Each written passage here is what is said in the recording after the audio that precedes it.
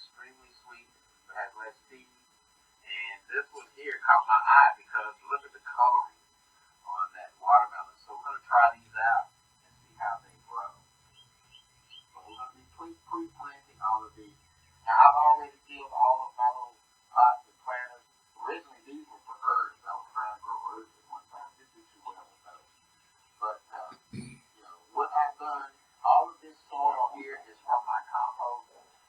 Last year, what I did, I just had a lot of potting soil that I didn't use. I had some plants that I had like this plant and they didn't use too well, so I kept the soil and I used it as to start my compost.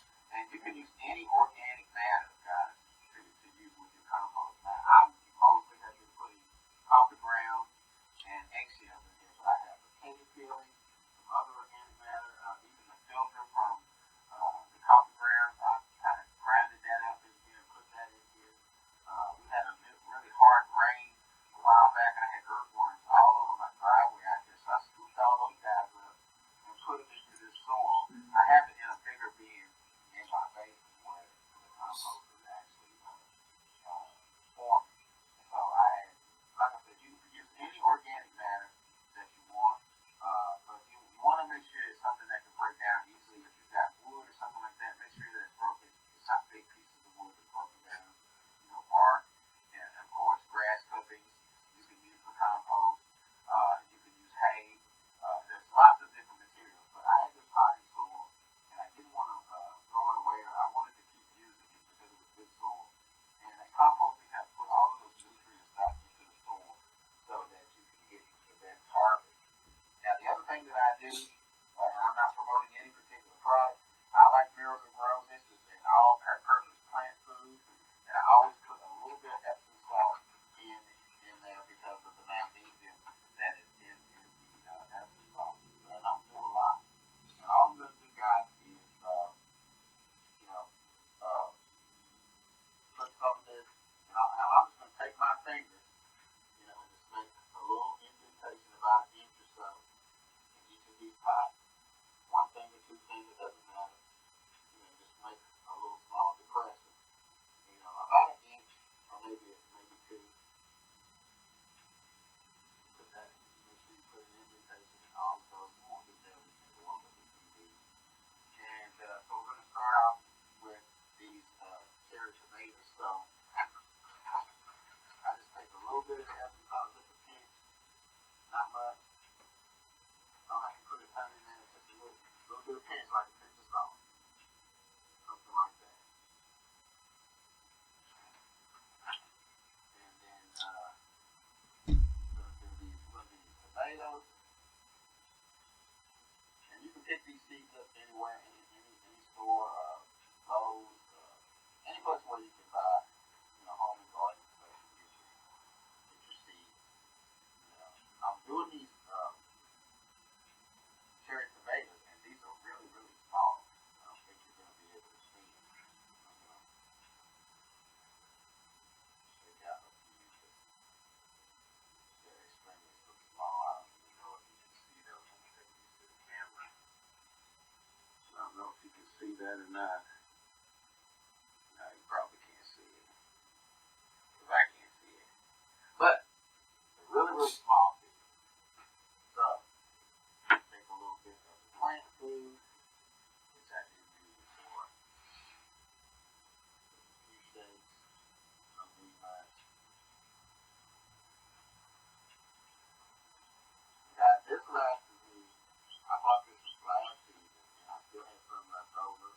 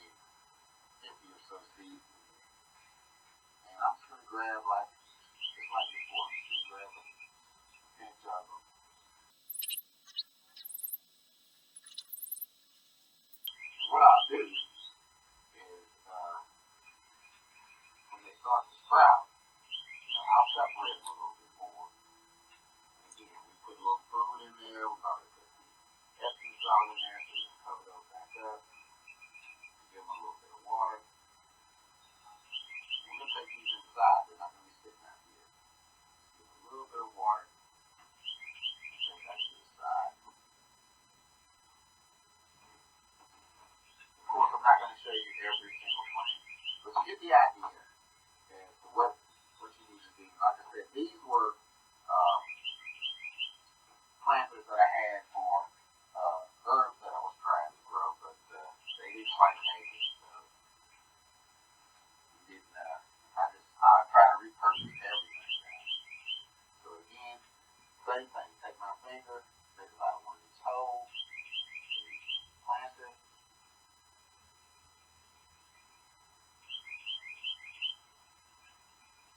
Like so. And then if you have some salt, now you don't have to use this method, guys. This is just my personal preference. I find that it works for me. There might be people who tell you, don't do this. So what I'm going to say is just like anything else. You have to kind of test things out, try it for yourself, and decide for yourself if this is something that you want to do. There's no right or wrong way when it comes to gardening. I mean, the main thing is that you got to make sure that you have good soil and make sure that you have water and plenty of sunlight depending on the particular plant. So now I'm going to kind of split these up. We're going to plant one is corn, the other variety of corn. We're going to plant into watermelon and 1, 2, 3, 4, and the honeydew melon. We're going to plant, and I think we're just going to go ahead and start this squash. 1, 2, 3, 4, 5, 6, 7. I got 2 more. So I guess we can go ahead on and do the cucumbers. So we will start with the cucumbers. And you know what? No, we're not going to do that. We're going to keep those cucumbers together. And we're going to just see these. So we got 8. So we have 1 slash we won't do. But I appreciate you guys coming on and checking out the video. This is a brand new channel. We're hoping that you would like, comment, and subscribe. Please hit the notification button. And remember, the name of the channel is Bountiful Harvest with Joe and Keisha. Keisha couldn't be here today. She is actually out of town. But I wanted to get this started and show you exactly what you need to be doing to get some of these particular types of vegetables started. Usually, depending on where you live, you may have to plant them, and it takes anywhere, plan on growing them indoors for at least 4 weeks, and wait till they start sprouting. And then you can transplant them into your garden bed or whatever you have. So, again, appreciate everybody who's coming to check it out. Please like, comment, and subscribe. Make sure you hit that notification bell. And just look forward to more of our videos as I progress. What we're also going to do, I'm going to show you how I am expanding my garden. I have 2 plots. And in fact, let me just turn the camera around so that you can see exactly what I'm talking about.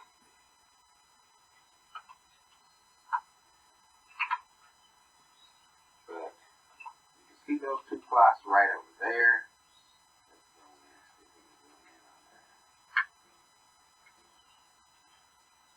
As you can see, I've got some wood stakes right over there and right over there, marking where we're going to bring the garden out. And then if you look down here lower, I've got this white stake here. And let's bring the camera over a little bit so you can see. So this area right here is going to be a garden bed. And then finally, over here in the corner right here where you see those 4 stakes, that is where the chicken coop is going to be. I'm going to get that on Wednesday, so I'll be putting that together. I don't know if I'll make a video showing me putting that together, but, So, again, let me turn the camera around. And get it back on me. And let's zoom back out. Because you don't want to see my mug that big. But again, this is Joe the Farmer. Bountiful Harvest with Joe and Keisha is the name of the channel. Please like, subscribe, and hit the notification bell so you can be notified when we go live, when we upload new videos. Alright, remember, this is for your good, guys. I'm going to show you how to make this thing work, show you how to grow food, and it's more natural. If you knew what they did to eggs before you ate them, you wouldn't eat any eggs, and some of these vegetables as well. But that's all that we have for you today. We'll see you on the next video.